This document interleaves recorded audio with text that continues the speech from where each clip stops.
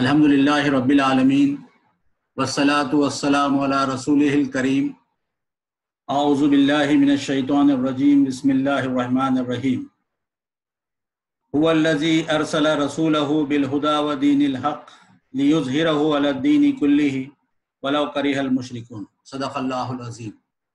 तमाम तारीफ़ें अल्लाह रब्बुल आलमीन ही के लिए है जो इस कायनात का तन्हा मालिक, खालिक और हाकिम है, और बेशुमार दुरूद और सलाम हो हज़रत मोहम्मद मुस्तफ़ा सल्लल्लाहु अलैहि वसल्लम पर कि जिनकी इत्तिबा में हमारी दुनिया और आखिरत की नजात है।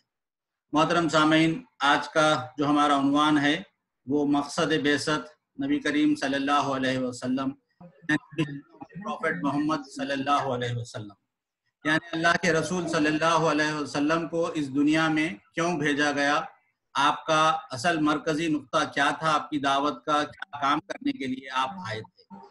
कबल इसके कि मैं आगे बढ़ूं, उससे पहले आपको बता दूं कि हमारे बाज़ रुफ़क़ा वो वॉइस का ऑप्शन ऑन नहीं किए हैं, उनका अनम्यूट होगा तो वो चेक कर लें। और सबसे ख्वाहिश की जाती है कि आप अपने वीडियोस को डिसेबल्ड कर दें ताकि दूसरे लोगों को इसमें डिस्टर्बेंस ना हो। तो आप अगर अपने अपने वीडियोस को डिसेबल्ड कर देंगे तो सबको सुनने में आसानी होगी। और एनोटेशन के अंदर भी बाज़ रुफ़क़ा के घर से कुछ लाइंस वगैरह ड्रॉ कर रहे हैं, उससे भी थोड़ा सा एहतियात करें ताकि सब लोगों को डिस्टर्बेंस ना हो। आगे बढ़ते हुए हम ये देखें कि हम देखते हैं कि हर साल जब रबीउल अव्वल का महीना आता है तो उसमें तमाम दुनिया के लोग वहाँ पर इस माह को बहुत ही मुक़द्दस अंदाज से मनाते हैं। बेशुमार प्रोग्राम्स हुए जो सीरत के हिसाब से पूरी दुनिया के अंदर रखे जाते हैं। कई सिंपोजियम्स होते हैं, कई सेमिनार्स होते हैं, कई रैली निकाले जाते हैं और मुसलमान अपनी अक़ीदत का इजहार करते हैं। दो चीज़ें दुनिया में ऐसी हैं जो मुसलमान बहुत ही गहरा ताल्लुक़ रखता है।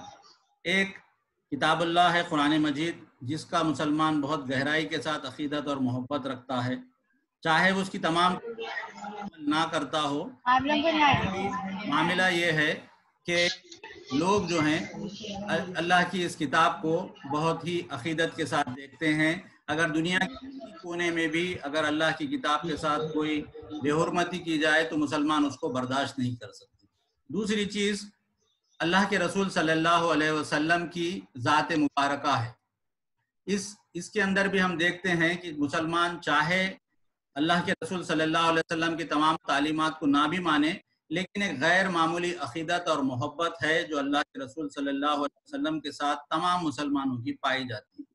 ये एक ऐसी चीज़ है जो दुनिया के किसी कौमों में नहीं पाई जाती कि वो अपने किसी बड़ी हस्ती के साथ इतना गहरा ताल्लुक़ रखते हैं। ये एक तरफ हुई, लेकिन अगर एक सवाल हम करें लोगों से, इन्हीं उम्मतियों के साथ, कि आप बताइए कि अल्लाह के रसूल सल्लल्लाहु अलैहि वसल्लम दुनिया में क्यों आए थे, आपका दुनिया में आने का मकसद बेसत क्या था, किस चीज़ के लिए आपको भेजा गया।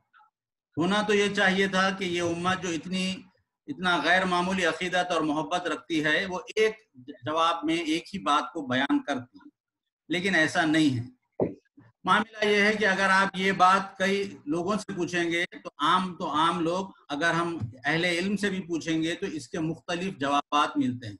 मैं इस बात को थोड़ी सी मिसाल से आपको ये समझाऊं कि अगर एक कार है, मोटर कार, अगर ये पूछा जाए कि मोटर कार का मकसद क्या है, कोई अगर ये कहेगा कि इसके अंदर सीट्स होते हैं, उस पर बैठना चाहिए।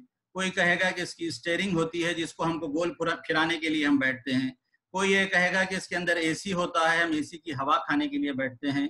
कोई ये कहेगा कि इसके अंदर ऑडियो सिस्टम होता है तो हम वहाँ पे रेडियो के मुख्तलिफ स्टेशन बैठते हैं। तो ये इसमें से कोई भी मकसद अपनी जगह असल मकसद नहीं होगा, बल्कि असल मकसद कार का ये होगा कि एक मुकाम से लेकर वो दूसरे मुकाम तक जाए, ट्रैवल करे, इसी के लिए कार बनी है। उसी तरह से अगर ये सवाल हम उम्मत से करते हैं, मुसलमानों से करते हैं कि बताइए कि अल्लाह के रसूल सल्लल्लाहु अलैहि वसल्लम को क्यों भेजा, तो मुख्तलिफ लोग जो हैं वो मुख्तलिफ जवाबात देते हैं। कुछ लोग कहते हैं कि आपको रहमतुल्लिल आलमीन बनाकर भेजा गया है। कुछ लोग हैं जो कहते हैं कि आपको शाहिद, बशीर और नज़ीर बनाकर भेजा गया है। इसी तरह से कुछ लोग कहते हैं कि आप जो तय्यबात हैं, अच्छे काम हैं, उसको हलाल करार देते थे और जो खबाइसात हैं हराम करार देते थे। इसी तरह से बाज़ लोग ये कहेंगे कि اللہ کے رسول صلی اللہ علیہ وسلم اس لیے آئے تھے کہ لوگوں کی تعلیم اور تربیت کا کام کرے۔ اسی طرح سے کچھ اور لوگ ہیں جو کہیں گے کہ اللہ کے رسول صلی اللہ علیہ وسلم اس لیے آئے تھے کہ دنیا میں عدل کا قیام۔ اس طرح سے کچھ لوگ اور ہیں جو یہ کہیں گے کہ آپ جو آئے تھے وہ دین کو قائم کرنے کے لیے، غلبہ دین کے لیے آئے تھے۔ آئیے ہم دیکھیں کہ ان چیزوں کے بارے میں کہ قرآن اور حدیث ہم کو اس سلسلے میں کیا بتاتی ہیں۔ یہ اس پر آگے بڑھنے سے پہلے ایک اور مثال میں آپ کے سامنے پیش کروں گا کہ اصل مقصد جو ہمارا الٹیمیٹ گول ہوتا ہے اور جو انٹرمیڈیٹ گول ہوتے ہیں اس میں کیا فرق ہوتا ہے۔ مثال کے طور پر میں آپ کے سامنے اے پی ایکسپریس ایک ٹرین ہے جو حیدرآباد سے نکلتی ہے اور نیو دلی تک جاتی ہے۔ یہ ٹرین کا جو سٹارٹنگ پوائنٹ ہے وہ حیدرآباد کہلائے گا اور جو الٹیمیٹ ڈیسٹینیشن ہے وہ نیو دلی کہلایا جائے گا۔ اس کے اندر راستے میں آپ کو بہت سارے اسٹیشنز ملیں گے، قاضی پیٹ ملے گا، بھوپال ملے گا، آگرہ ملے گا، گوالیار ملے گا، ناگپور ملے گا۔ اگر کوئی لوگ یہ کہے کہ یہ ٹرین ناگپور جاتی ہے یا بھوپال جاتی ہے تو ہو سکتا ہے کیونکہ وہ راستے میں ملتے ہیں تو اپنی جگہ صحیح ہے، لیکن یہ کہا جائے کہ اس کا الٹیمیٹ ڈیسٹینیشن تو کہا یہی جائے گا کہ نیو دلی اس کا الٹیمیٹ ڈیسٹینیشن ہے۔ اس مثال کو آپ اپنے سامنے رکھیں تو آگے کی بات کو سمجھنے میں ہم کو تھوڑی سی آسانی ہو۔ جو لوگ یہ کہتے ہیں کہ اللہ کے رسول صلی اللہ علیہ وسلم کو رحمت عالم بنا کر بھیجا گیا، تو خود قرآن یہ کہتا ہے کہ وما ارسلناک الا رحمت للعالمین، کہ اے محمد صلی اللہ علیہ وسلم ہم نے جو تم کو بھیجا تو دراصل یہ تمام دنیا والوں کے حق میں ہماری رحمت ہے، تو گویا آپ کو رحمت للعالمین بنا کر بھیجا گیا۔ جو لوگ یہ کہتے ہیں کہ آپ کو شاہد، بشیر اور نذیر بنا کر بھیجا گیا، تو قرآن میں یہ بتایا گیا کہ یا ایھا النبی انا ارسلناک شاہدا ومبشرا ونذیرا، اے نبی صلی اللہ علیہ وسلم ہم نے تم کو بھیجا ہے گواہ بنا کر، خوشخبری دینے والا بنا کر اور ڈرانے والا بنا کر، اور داعیا الی اللہ باذنہ، اور اللہ کی طرف بلانے والا اور ایک روشن چراغ بنا کر۔ تو یہ بات جو قرآن بتاتا ہے کہ آپ گواہ بن کر آئے تھے، جنت کی بشارت دینے والے اور جہنم سے بچانے والے، لوگوں کو اللہ کی طرف دعوت دینے والے، یہ سارے کام بھی تھے جو آپ نے کیے۔ پھر بعض لوگ یہ کہتے ہیں کہ آپ اس لیے آئے تھے کہ حلال حرام کے قاعدے اللہ کے حکم کے مطابق بنائیں، تو قرآن بھی اس کے بارے میں بتاتا ہے کہ اللہ کے رسول صلی اللہ علیہ وسلم کا ایک کام یہ بھی تھا کہ آپ جو طیبات تھے ان کو حلال قرار دیتے تھے، جو خبائثات تھے ان کو حرام قرار دیتے تھے، جو بوجھ انسانوں کے اوپر لدے ہوئے تھے وہ بوجھوں کو ان پہ سے نکالتے تھے، اور جو بندشوں میں انسانیت جکڑی ہوئی تھی، غلامی کی جن بندشیں ہوں، بچیاں لڑکیاں جو پیدا ہوتی ان کو زندہ درگور کر دیا جاتا، تو وہ تمام بندشوں کو آپ کھولا کرتے تھے۔ یہ سارے کام بھی آپ نے کیے ہیں۔ آگے بڑھتے ہوئے دیکھیں، بعض لوگ ہیں جو کہتے ہیں کہ آپ تعلیم و تربیت کے لیے آئے تھے، تو خود قرآن میں ہم کو بتایا گیا کہ اللہ تعالیٰ فرماتا ہے کہ هو الذی بعث فی الامیین رسولا منہم، کہ وہ اللہ ہے جس نے انہی ان پڑھ لوگوں میں، امیوں میں جو ہے ایک رسول بھیجا ہے۔ وہ چار کام کرتے تھے، یتلو علیہم آیاتہ، کہ وہ اللہ کی آیات جو ہیں وہ پڑھ کر سناتے تھے، یزکیہم، ان کا تزکیہ کرتے تھے، تربیت کرتے تھے، اور ان کو یعلمہم الکتاب والحکمہ، کتاب کی تعلیم دیتے تھے اور حکمت کی تعلیم دیتے تھے۔ تو گویا یہ کام بھی اللہ کے رسول صلی اللہ علیہ وسلم نے دنیا کے اندر کیا ہے۔ آگے بڑھتے ہوئے ہم یہ دیکھیں تو قرآن کہتا ہے، لوگ جو کہتے ہیں کہ عدل کا قیام آپ نے کیا، تو اللہ کے رسول صلی اللہ علیہ وسلم اور دوسرے رسولوں کو بھیجائے جانے کا بھی ایک مقصد قرآن بتاتا ہے کہ لقد ارسلنا رسلنا بالبینات وانزلنا معهم الکتاب والمیزان، کہ ہم نے اپنے رسولوں کو صاف صاف نشانیاں اور ہدایت کے ساتھ بھیجا، اور ان کے ساتھ کتاب اور میزان نازل کی تاکہ لوگوں کو انصاف کے اوپر قائم کر دے۔ تو گویا عدل کا قیام کرنا، ایک جسٹس کا نظام قائم کرنا، یہ کام بھی انبیاء کے آنے اور ان کے بھیجائے جانے کے مقاصد میں سے ایک مقصد تھا۔ ایک اور جگہ پر قرآن میں بتایا گیا کہ غلبہ دین ہے جس کام کے لیے رسول اکرم صلی اللہ علیہ وسلم کو بھیجا گیا۔ چنانچہ جو آیت میں نے آپ کے سامنے تلاوت کی، اس میں اللہ تعالیٰ فرماتا ہے هو الذی ارسل رسولہ بالہدی ودین الحق لیظہرہ علی الدین کلہ ولو کرہ المشرکون، کہ وہ اللہ ہی ہے جس نے اپنے رسولوں کو دو چیزیں دے کر بھیجا، ایک ہدایت اور ایک دین حق۔ اس کے ذریعے سے وہ یہ چاہتا ہے کہ تمام ادیان جو دنیا کے اندر ہیں ان سب کے اوپر اسلام جو دین حق ہے اس کو غالب کر دے، اور یہ بات چاہے مشرکین کو یہ کتنی ہی ناگوار کیوں نہ ہو۔ تو گویا یہ الٹیمیٹ گول تھا، مقصد تھا اللہ کے رسول صلی اللہ علیہ وسلم کا، جس کو کرنے کے لیے آپ اس دنیا کے اندر آئے تھے۔ اور یہ جو آیت ہے قرآن میں 3 جگہ ریپیٹ ہوئی ہے، سورہ صف میں، سورہ توبہ میں اور سورہ فتح میں. 2 جگہ یہ بالکل یہی الفاظ میں ہے، اور سورہ فتح کے اندر آخر کے حصے میں اللہ تعالیٰ فرماتا ہے جو کفا باللہ شہیدہ، کہ اس چیز کے اوپر اللہ کی گواہی کافی ہے. تو اندازہ یہ ہوتا ہے کہ اصل جو کام تھا وہ غلبہ دین کا کام، یہی کام کرنے کے لیے اللہ کے رسول صلی اللہ علیہ وسلم اس دنیا کے اندر آئے. اسی کو ایک دوسرے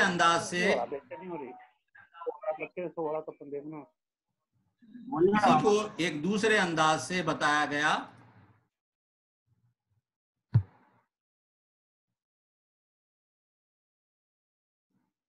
کہ اللہ کے مددگار بننے کی بات کہی. ہمارے رفقا سے خواہش کی جاتی ہے کہ تھوڑا گفتگو نہ کریں گے، ان کے ڈسٹربنس ہو رہا ہے انمیوٹ کرنے کے بعد بھی.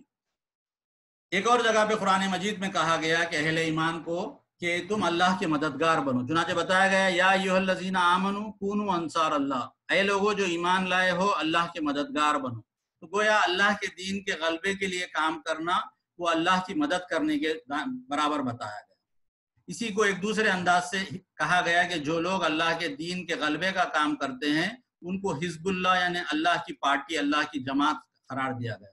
چنانچہ قرآن میں بتایا گیا کہ رضی اللہ عنہ و رضوا عنہ اولئک حزب اللہ الا ان حزب اللہ هم المفلحون، کہ اللہ ان سے راضی ہوا ایسے لوگوں سے اور وہ اللہ سے راضی ہوئے، ایسے لوگ اللہ کی پارٹی کے لوگ ہیں، خبردار رہو اللہ کی پارٹی والے ہی فلاح پانے والے ہیں.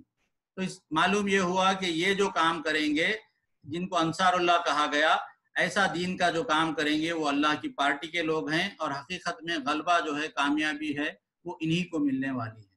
اب ان آیات میں ہم نے دیکھا کہ اصل جو مقصد تھا اللہ کے رسول صلی اللہ علیہ وسلم کا، وہ مقصد یہ تھا کہ اسلام کو دنیا کے اوپر غالب کر دے، دین کو اسٹیبلش کر دے اور تمام دوسرے ادیان کے اوپر اس کا اظہار کر دے. یہی وہ الٹیمیٹ گول تھا جس کو کرنے کے لیے اللہ کے رسول صلی اللہ علیہ وسلم اس دنیا میں آئے تھے. اب ایک سوال اٹھتا ہے کہ کیا یہ مقصد آپ کے ہر دور میں، ہر مرحلے میں آپ کی دعوت کے آپ کے سامنے پیش نظر تھا؟ بعض لوگ یہ کہتے ہیں کہ اللہ کے رسول صلی اللہ علیہ وسلم صرف دعوت و تبلیغ کے لیے دنیا میں آئے تھے. آپ کا کام صرف یہ تھا کہ لوگوں کو بتاتے کہ اللہ کے بندے بن جاؤ، اللہ کی تعلیمات کو مان لو، کچھ اخلاق اچھے کر لو، عبادات کر لو. یہیں تک آپ کا کام تھا، یہی کام کے لیے آئے تھے. اور یہ جو غلبہ اور حکومت کا معاملہ ہے تو وہ کہتے ہیں کہ یہ تو اللہ تعالیٰ کا انعام تھا جو آپ کو آپ کے اس کام کے بدولت ملا، اصل مقصد نہ تھا. آئیے یہ دیکھتے ہیں کہ کیا یہ سوال اپنی دانش میں کتنا گہرائی لے کر ہے اور اس کا کہاں تک سچائی پائی جاتی ہے. اس کو ہم نے قرآن کے آیتوں کی روشنی میں ابھی دیکھا. سیرت کے مختلف کتابوں کے حوالوں کے ذریعے سے ہم یہ دیکھیں گے کہ الگ الگ ادوار میں نبی کریم صلی اللہ علیہ وسلم کی جو 23 سالہ دور تھا، 13 سال کا مکی دور اور 10 سال کا مدنی دور، اس کے مختلف مراحل میں کیا یہ بات کہ دین کو غالب کرنا ہے وہ آپ کے پیش نظر تھی یا نہیں تھی. اس کو میں نے مختلف حوالوں کے ذریعے سے آپ کے سامنے میں رکھنے کی کوشش کروں. سب سے پہلے یہ کہ جب آپ نے دعوت کا آغاز کیا تو آپ نے لوگوں کو بلایا اور بلا کر ان کے سامنے دعوت دی. ظاہر بات ہے اس زمانے میں کوئی احکام اور بہت ساری آیات نہیں اتری تھی. لوگوں نے پوچھا کہ آپ کیا چیز ہے جس کو پیش کر رہے ہیں، آپ کو رسول بنایا گیا، آپ کو نبی بنایا گیا، کیا چیز ہے جو آپ پیش کر رہے ہیں؟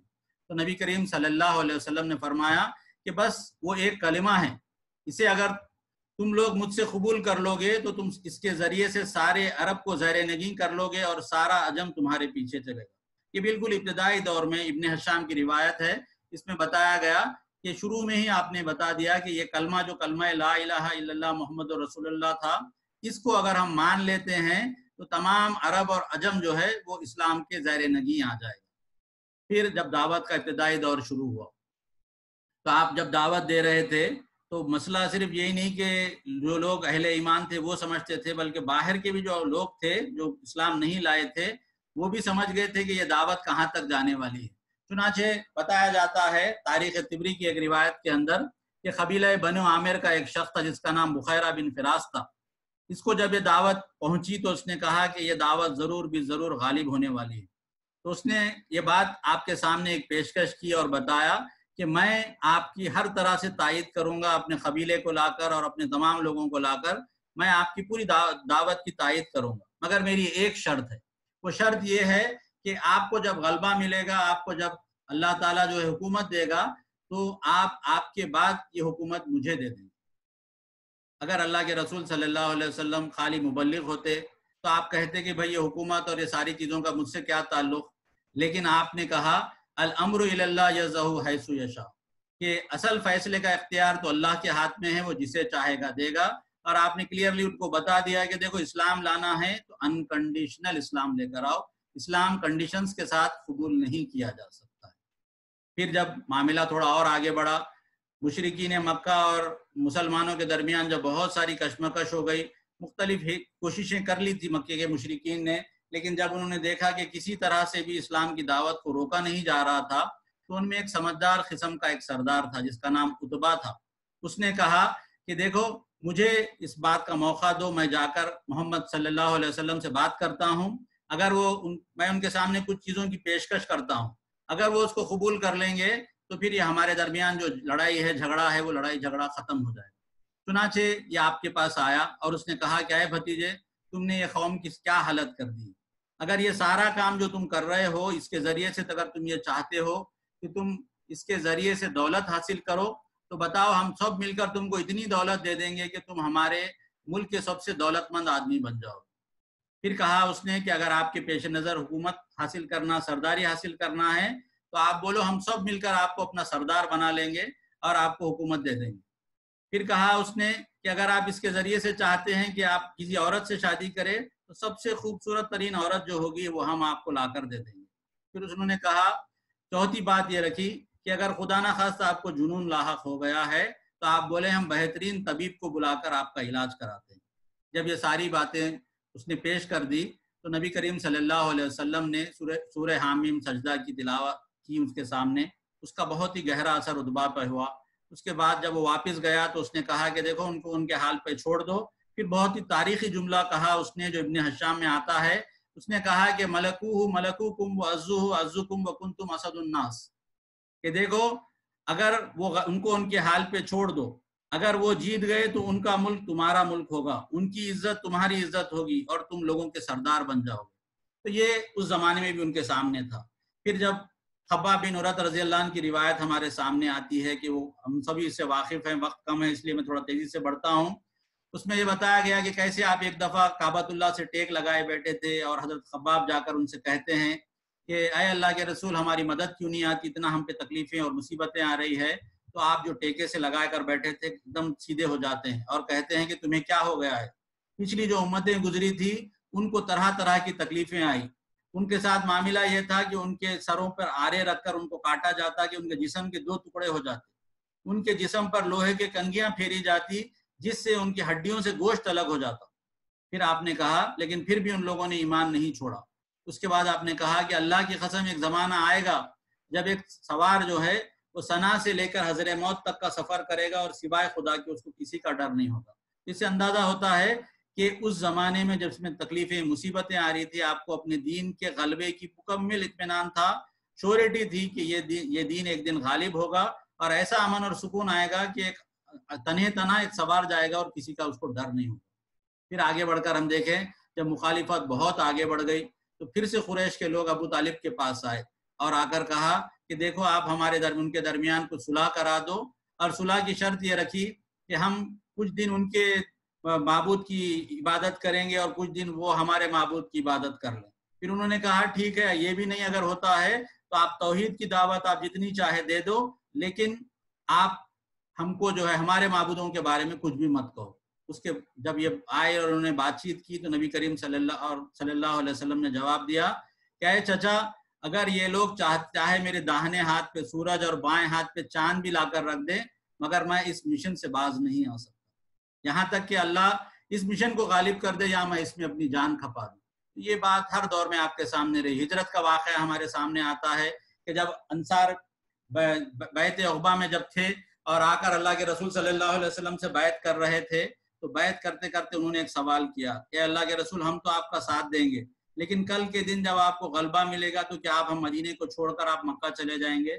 یہ سن کر اللہ کے رسول صلی اللہ علیہ وسلم نے بڑی تاریخی جملہ کہا اور کہا کہ تمہارا خون میرا خون ہے، تمہارا جینا میرا جینا ہے، میں تمہارے ساتھ جیوں گا مروں گا، میں تمہارا ہوں اور تم میرے ہو۔ یہ کیفیت یہ کہ اس زمانے میں بھی آپ کے ہجرت سے پہلے بھی معلوم تھا کہ یہ دین غالب ہونے والا ہے۔ ہجرت کے سفر میں سراقہ بن مالک کا واقعہ ہمارے سامنے ہے کہ جب وہ آپ کو گرفتار کرنے کے لیے آگے آیا اور کس طرح زمین میں دھس گیا اور اس نے آپ سے امان نامہ مانگا، تو اس وقت آپ صلی اللہ علیہ وسلم نے اس سے کہا کہ اے سراقہ، اس وقت تیری کیا شان ہوگی جب تیرے ہاتھ میں قیصر و کسریٰ، تیرے ہاتھ میں کسریٰ کے کنگن ہوں گے۔ تو اس زمانے میں کسریٰ ایک بہت بڑا سپر پاور تھا۔ یہ آج کے زمانے کے حساب سے اگر کوئی کہیں گے تو اس کا مطلب یہ ہوگا کہ امریکہ کا وائٹ ہاؤس تمہارا ہو جائے گا۔ تو اس زمانے میں بھی یہ چیز آپ کے بالکل ظاہر تھی کہ یہ غلبہ دین کو ہونا ہے۔ اسی طرح سے ہم دیکھتے ہیں غزوہ خندق جب کھود رہے تھے، جب چٹان آ گئی، اس وقت بھی آپ وہ چٹان کو توڑتے ہوئے آپ نے کہا کہ روم اور ایران اور یمن کے فتح کی جو ہے آپ نے پیشن گوئی کی تھی۔ یہ تمام واقعات ہم کو بتاتے ہیں کہ یہ سارے چیزیں اللہ کے رسول صلی اللہ علیہ وسلم کے پاس پہلے دن سے آخر تک یہ بالکل واضح تھی کہ یہ جو دین آیا ہے یہ دین غلبے کے لیے آیا ہے۔ یہ دین دب کر یا مروب ہو کر رہنے کے لیے نہیں آیا تھا، بلکہ اس دین کے بھجائے جانے کا مقصد یہ تھا کہ اس کے ذریعے سے تمام ادیان کے اوپر اسلام کا غلبہ ہو جائے۔ اس لیے نہیں کہ یہ ہمارا دین ہے، بلکہ اس لیے کہ یہ دین حق ہے۔ اس کو اللہ نے بھیجا ہے اپنی کائنات کی بقا کے لیے، بھلائی کے لیے، فائدے کے لیے، اور یہی وہ مقصد ہے جس کے لیے دنیا وجود میں لائی گئی۔ اور یہی کام تھا جو ہر دور میں آپ کے سامنے رہا۔ پھر آپ نے جو اس کے ذریعے سے جو انقلاب لایا وہ ایسا عظیم الشان انقلاب تھا کہ افراد کی زندگیوں میں ہم دیکھیں گے تو بہت بڑی تبدیلی آئی۔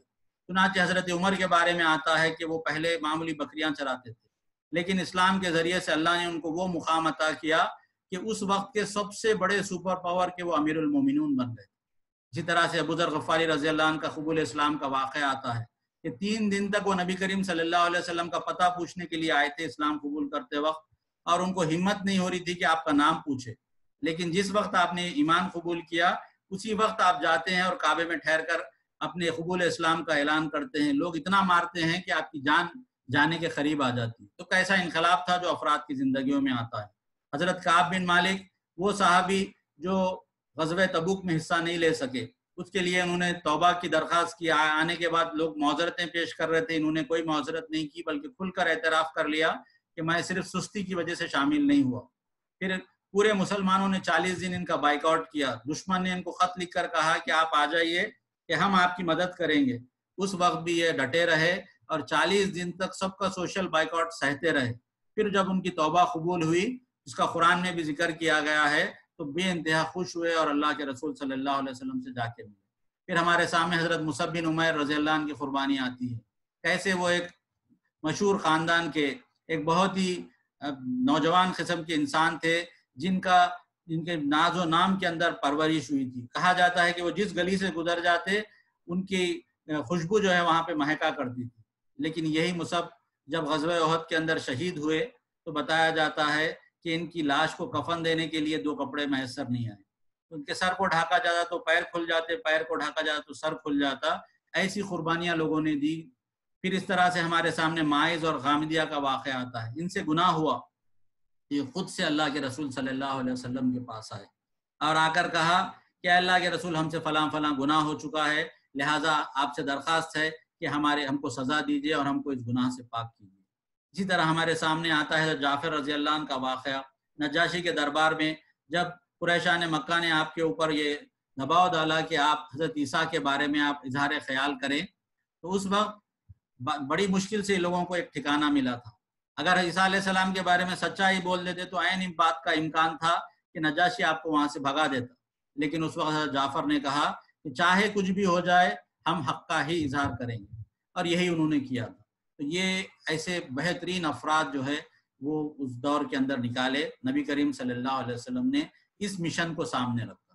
پھر اگر آپ سوسائٹی کے اندر دیکھیں گے تو ایک معاشرے کے اندر بھی بہت ہی غیر معمولی انقلاب آپ نے لایا۔ جب شراب کی پابندی کا جب حکم آیا کہ انما الخمر والمیسر والی آیت نازل ہوئی کہ یہ رجس من عمل الشیطان ہے، تو لوگ جو شراب پی رہے تھے وہ وہیں پہ رک گئے، جو منہ میں نگل لیے تھے وہ خے کر کے نکال دیے، اور جو لوگ اپنے مٹکوں میں بھر کر رکھے تھے وہ انہوں نے پھوڑ دیے۔ کہا جاتا ہے کہ اس دن مدینے کے اندر شراب کی ندیاں بہنے لگ گئی۔ پھر جب عورتوں کو حجاب کا حکم آیا تو لوگوں نے دیکھا کہ جیسے ہی احکام نازل ہوئے عورتیں گھر میں گئی اور کسی نئے فیشن کا ویٹ نہیں کیا، جو چادریں جو کپڑے میسر تھے فوری اس کو اپنے جسم پہ ڈال لیا اور اپنے پردوں کی شکل میں دروازوں پہ لٹکا لیا۔ اسی طرح سے جب جہاد کا حکم آیا تو چھوٹے چھوٹے لڑکے جن کو جہاد میں جانے کی اجازت نہیں تھی، وہ اپنے پنجوں کے بل کھڑے ہو کے کہتے کہ دیکھیے ہمارا بھی قد اونچا ہے، لہٰذا ہم کو بھی جہاد میں جانے کا موقع دے دیا۔ جب تبوک میں انفاق کا اپیل کی گئی تو حضرت عمر جو ہیں اپنی دولت کا آدھا حصہ لا کر دیتے ہیں، حضرت ابوبکر پوری گھر کو جھاڑ کر تمام کی تمام چیزیں لا کر دیتے ہیں، حضرت عثمان پوری جنگ کا 1/3 خرچہ اٹھاتے ہیں۔ ایسی غیر معمولی لوگ جو ہیں قربانیوں کا اظہار کیے۔ پھر جب مواخات ہوئی اور کہا گیا کہ بھائی بناؤ ایک مہاجر اور ایک انصار کو، انصاروں نے ایسی مثالیں قائم کی کہ ریفیوجیز کے پورے مسئلے کو آن میں اس کو حل کر دیا۔ کوئی انصاری اپنے بھائی کو گھر لے گیا اور کہا کہ بھائی آج سے دیکھو یہ 2 منزلہ مکان ہے، جو منزل آپ کو پسند آئے گی میں آپ کو دے دیتا ہوں۔ کوئی اپنے گھر کو لے گئے اور کھیت میں لے جا کر بتایا کہ دیکھیے یہ زمین ہے، آج سے آدھی آپ کی آدھی میری۔ کوئی اپنے گھر کو لے گئے اور کہا کہ دیکھو میری 2 بیویاں ہیں، میں ایک کو طلاق دیتا ہوں، ان سے آپ شادی کر لیں۔ ایسا غیر معمولی ایثار کا مظاہرہ جو ہے آج تک دنیا نے پھر کبھی نہیں دیکھا۔ اسی طرح سے ایک صحابی کو گورنری پر مامور کیا گیا تو انہوں نے بڑی مشکل سے 1 درہم تنخواہ کے اوپر، کفاف کے اوپر وہ گورنری کو منظور کیا۔ اسی طرح سے ایک جنگ کے اندر ایک بہت بڑا خزانہ ایک صحابی کو ملا اور وہ رات میں چھپتے چھپاتے وہ پورا خزانہ لا کر اپنے سپہ سالار کے پاس دے دیتے ہیں اور ان سے کہتے ہیں کہ یہ مجھے ملا تھا، آپ یہ لے لیجئے۔ سپہ سالار کہتے ہیں کہ تم کو جب مل چکا تھا تم نے کیوں نہیں رکھ لیا؟ تو وہ کہتے ہیں کہ اس بات کا امکان تھا کہ مجھے اللہ کے پاس جواب دہی کرنی پڑے گی، اس لحاظ سے میں نے جو ہے اس کو نہیں دیا۔ وہ کہتے ہیں کہ ٹھیک ہے تم مجمع میں لا کر یہ دے دیتے۔ تو انہوں نے کہا کہ نہیں، میں چاہ رہا تھا کہ یہ کام اخلاص کی بنیاد پہ کروں۔ تو ان کا نام تک کہ ہم کو معلوم نہیں ہوتا اور وہ بہت بڑا خزانہ تھا جو لا کر اپنے سپہ سالار کے حوالے کر دیتے۔ ایسا عظیم الشان معاشرے کے اندر تبدیلی آئی۔ اتنا سب کچھ کرنے کے بعد نبی کریم صلی اللہ علیہ وسلم کا معاملہ یہ تھا کہ غیر معمولی آپ نے ایثار کا مظاہرہ کیا۔ آپ کا معاشی ایثار اگر آپ دیکھیں گے تو آپ کی بہترین تجارت تھی، آپ ایک کامیاب بزنس مین تھے، پوری آپ نے اپنے بزنس کو قربان کر دیا۔ آپ اچھے خاصے دولت مند تھے، آپ کی بیوی کافی دولت مند حضرت خدیجہ رضی اللہ تعالیٰ عنہ بہت ہی غیر معمولی خاتون تھی، پوری دولت انہوں نے جو ہے اسلام کے لیے لگا دی۔ پھر ہم دیکھتے ہیں کہ بعد کے دور میں جب دولت ملی بھی تو پوری دولت کو ان لوگوں نے تقسیم کر دیا، کچھ بھی اپنے لیے اٹھا کر نہیں رکھی۔ گھر میں معاملہ یہ تھا کہ فقر و فاقے کی کیفیت کے اندر رہا کرتے تھے۔ بعض جو صحابہ آپ کے قریب تھے وہ کہتے ہیں کہ کئی دن ہمارے پاس، کئی ہفتے ایسے گزرے کہ گھر میں کبھی چولہا جلنے کی نوبت نہیں ہے۔ پھر بعد میں آپ کی انتقال کے وقت آپ نے اعلان کر دیا کہ انبیاء کی ہماری جائیداد کے اندر کوئی وارث نہیں ہوتا، لہٰذا وہ جتنی دولت تھی وہ سب کی سب بیت المال کے اندر جمع کرا دی گئی۔ آپ سب سے زیادہ امپورٹنٹ آدمی تھے لیکن کبھی بھی آپ نے دربان اور خادم اپنے لیے نہیں رکھے اور اپنے لیے کوئی سامان آسائش نہیں رکھا۔ ایک بار حضرت عمر رضی اللہ عنہ آپ کے گھر میں جاتے ہیں اور دیکھتے ہیں کہ آپ ایک چٹائی کے اوپر لیٹے ہیں جس سے پورے جسم پر آپ کے نشانات پڑ گئے اور روتے ہیں، تو آپ صلی اللہ علیہ وسلم جواب دیتے ہیں کہ اے عمر، ہمارے لیے تو آخرت ہے اور ان لوگوں کے لیے دنیا ہے۔ تو ایسا غیر معمولی معاشی اثار ہے جو اللہ کے رسول صلی اللہ علیہ وسلم نے اس سلسلے میں دیا۔ پھر آپ کا سیاسی اثار کی طرف آپ دیکھیں گے، چونکہ وقت ہمارا ختم کے قریب آ رہا ہے، تو اللہ کے رسول صلی اللہ علیہ وسلم نے اپنے لیے کوئی پرائرٹی والے رائٹس نہیں رکھے، جو سب کے لیے تھے وہی اپنے لیے رکھے۔ آپ کا معاملہ یہ تھا کہ اپنے لیے آپ نے کوئی من مانے قانون نہیں بنائے، جو بھی قانون تھے وہ جو سب کے لیے آئے تھے وہی قانون پر آپ بھی عمل کیا کرتے تھے۔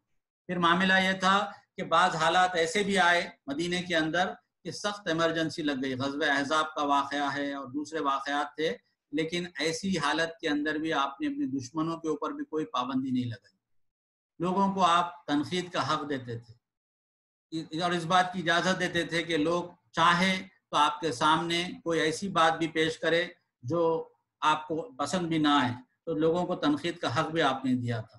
اختلاف رائے کی آپ نے آزادی دی تھی کہ لوگ آپ کی رائے سے اختلاف کرتے تھے، آپ اس کو بھی بہت ہی خوش دلی کے ساتھ سنتے تھے، باوجود یہ کہ آپ اللہ کے رسول تھے، آپ کے پاس وحی آتی تھی، لیکن اس کے باوجود آپ کا معاملہ یہ تھا کہ لوگ آپ کی رائے سے اختلاف کرتے تو آپ اس کو سنتے تھے۔ غزوہ احد میں آپ کی خواہش یہ تھی کہ آپ شہر کے اندر رہ کر لڑے، لیکن کچھ صحابہ نے کہا کہ نہیں، ہم باہر جا کر لڑتے ہیں، تو ان کی رائے آپ سن کر اس پر عمل بھی کرتے ہیں اور آگے نکل جاتے ہیں۔ اسی طرح سے ہم دیکھتے ہیں کہ آپ مشورہ دیتے اور مشورہ نا قبول کرنے کا حق بھی لوگوں کو دیا کرتے تھے۔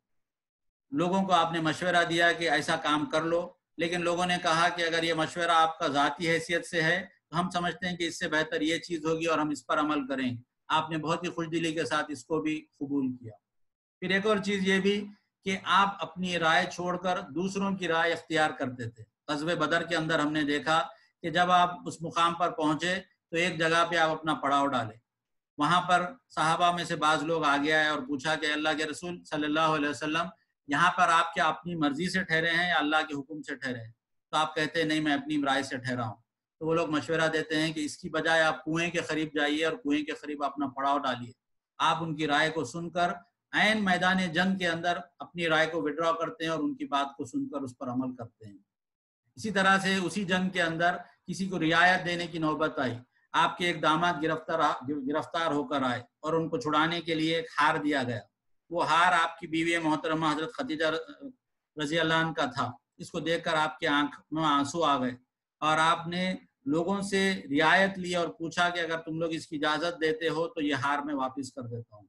تو غرض یہ کہ اتنی غیر معمولی آپ کی شخصیت تھی، لوگ آپ کی اتنی اطاعت اور فرما برداری کرتے تھے، لیکن اتنا بڑا جو انقلاب آپ لے کر آئے تھے، اتنا بڑا دین کو غالب کرنے کا جو کام کیے تھے، اس کے پیش نظر اتنا غیر معمولی آپ نے ایثار جو ہے سیاسی اعتبار سے کیا۔ پھر سماجی اعتبار سے بھی اگر ہم دیکھیں تو اللہ کے رسول صلی اللہ علیہ وسلم اپنے لیے مساوات کو پسند کرتے تھے، برابری کو پسند کرتے تھے۔ اپنے لیے کوئی امتیاز آپ کو پسند نہیں تھا۔ آپ یہ بات ناپسند کرتے تھے کہ آپ کسی محفل میں آئیں اور لوگ آپ کو دیکھ کر کھڑے ہو جائیں یا آپ کے لیے جگہ بنائیں، بلکہ آپ یہ سب کے برابر رہتے اور اس چیز کو پسند کرتے تھے۔ رہن سہن کے اندر بے انتہا سادگی تھی، اتنی سادگی والی زندگی آپ کی تھی کہ کوئی آسائش اور بڑے چیزوں کے اندر اپنی زندگی آپ نے نہیں گزاری۔ پھر جب تعمیر مسجد نبوی کا مرحلہ پیش آیا تو اس کے اندر بھی آپ سب مسلمانوں کے ساتھ شریک ہوئے۔ ایسا نہیں کہ آپ الگ بیٹھ گئے اور لوگوں کو ڈائریکشن دیے، بلکہ اینٹیں اٹھانے اور تمام کاموں میں آپ سبھی لوگوں کے ساتھ تھے۔ صحابہ بار بار آپ سے گزارش کر رہے تھے کہ آپ بیٹھ جائیے، ہم یہ کام کریں گے، لیکن آپ یہی کہتے کہ کیا میں اس کار خیر میں حصہ نہ لوں؟ تو اس طرح سے آپ نے اس ایثار کا بھی معاملہ کیا۔ ایک جنگ میں ایک صف کو سیدھا کرتے کرتے ایک صحابی کو ایک تیر کا کونا چھپ گیا، تو فوری آپ اپنا سینہ کھولتے ہیں اور اس کے ہاتھ میں تیر دیتے ہیں صحابی کے، اور ان سے کہتے ہیں کہ تم اسی دنیا میں یہ بدلہ لے لو۔ تو غرض یہ کہ اتنا غیر معمولی جو ہے ایثار اور قربانی کا معاملہ اللہ کے رسول صلی اللہ علیہ وسلم نے کیا، کیونکہ آپ کے سامنے ایک بہت بڑا مقصد تھا، ایک بہت بڑا نسب العین تھا۔ اسی نسب العین کے تحت آپ نے ایک غیر معمولی افراد کا ایک گروہ تیار کیا، اور اس افراد کے گروہ کے ذریعے سے جو معاشرہ بنا وہ ایک عظیم الشان معاشرہ تھا، اور یہی معاشرے سے جو ایک ریاست مدینے کی بنی، وہ ریاست ایک ایسی ریاست ہے کہ اس کی مثال نہ کبھی دنیا میں قائم ہوئی، نہ انشاءاللہ آئندہ چل کر کبھی ایسی قائم ہو سکتی ہے۔ تو یہ صرف اس لیے ہو پایا کہ آپ کے سامنے ایک بہت بڑا مقصد، ایک بہت بڑا نسب العین تھا کہ اصل میں ہم کو یہ کام کرنا ہے اور اس کے لیے ہم کو لوگوں کو تیار کرنا ہے۔ وہی بلند نسب العین تھا جو لوگوں کے اندر یہ ساری چیزیں پیدا کر چکا تھا۔ اسی لیے آج ہم مسلمانوں کا معاملہ یہ ہے کہ اتنا سارا ایثار اور قربانی کا کام کرنے کے بعد ہم جب پلٹ کر اللہ کے رسول صلی اللہ علیہ وسلم کا شکر ادا کرنے کی کوشش کرتے ہیں تو ہم جانتے ہیں کہ ہم آپ کی کسی بھی احسان کا بدلہ نہیں چکا سکتے۔ اسی لیے ہم پلٹ کر اللہ ہی سے دعا کرتے ہیں، درود بھیجتے ہیں کہ اللہم صلی علی بارک علی محمد، کہ اللہ یہ نبی کریم صلی اللہ علیہ وسلم پہ جو کچھ صلواتیں ہیں، جو کچھ برکات ہیں، وہ آپ ہی دیں۔ ان کا جو مقام ہے، جو مرتبہ ہے، جو حیثیت ہے، وہ ہمارے بس میں نہیں ہے کہ ہم ان کے لیے کچھ چیز دو کر سکیں۔ ان کو جو مقام ان کے کردار کے حساب سے عطا کرنا چاہیے وہ آپ ہی ان کو عطا کرے، تاکہ آخرت میں آپ کو بلند مقام عطا ہو اور آپ جو ہے سرخرو ہو سکیں اور کامیاب ہو سکیں۔ اللہ تعالیٰ سے آخر میں ہماری دعا ہے کہ جو مقصد اللہ کے رسول صلی اللہ علیہ